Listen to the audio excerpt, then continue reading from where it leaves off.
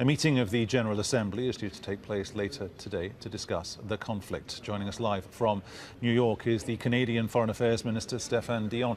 Mr. Dion, what are you trying to achieve here? Thank you so much for this invitation. What we want to do is to give the opportunity to the international community at the General Assembly to put pressure in order to have two things: the cessation of hostilities and real access for humanitarian support for the population in need. And hopefully, once you will have that, it will be maybe possible to start again the negotiations for a real peace and a solution for the crisis in Syria. But for now, immediately, humanitarian access is very key.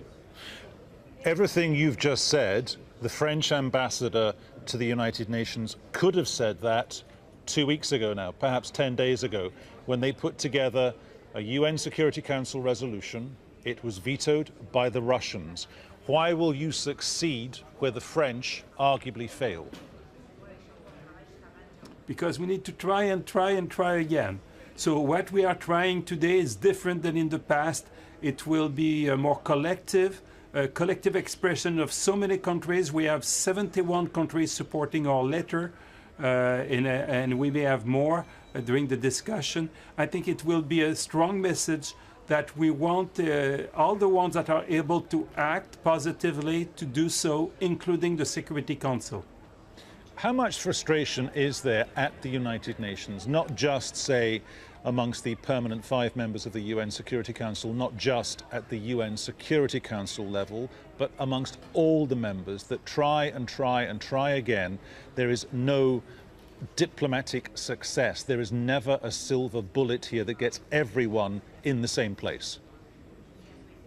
You're right. The frustration is very high, but I would say the determination is also very high.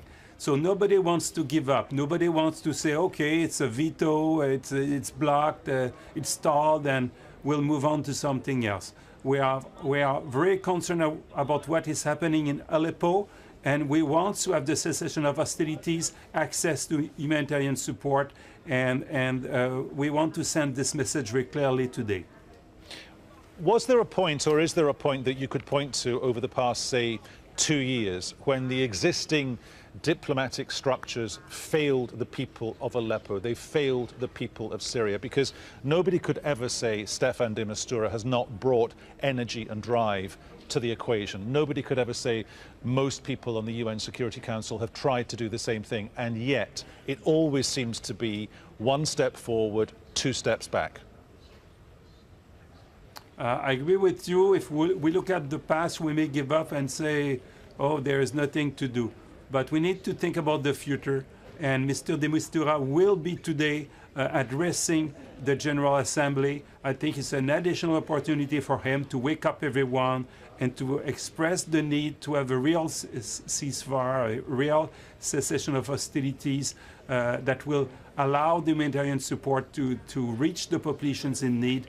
11 hours a day, as the Russians are proposing, well, it's a step that that is a good step, but it's not enough. It's not sufficient. We need at least to have 48 hours consecutively. It's a minimum to be sure that the humanitarian support will reach the populations. And when this letter, when this communique passes across the desk of the Russian president, give us a sense.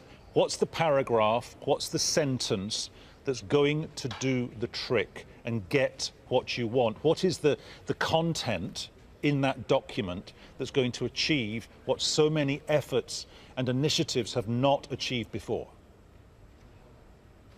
To involve the General Assembly, all these countries, the international community is not only 5 countries, and it's not only the members of the Security Council, although we hope the Security Council, after this General Assembly meeting, will feel the pressure to find a solution that will allow the world to go ahead and to support the people of Aleppo. Stéphane Dion there in New York, the Canadian Foreign Minister. Good to talk to you. Thank you very much for your time.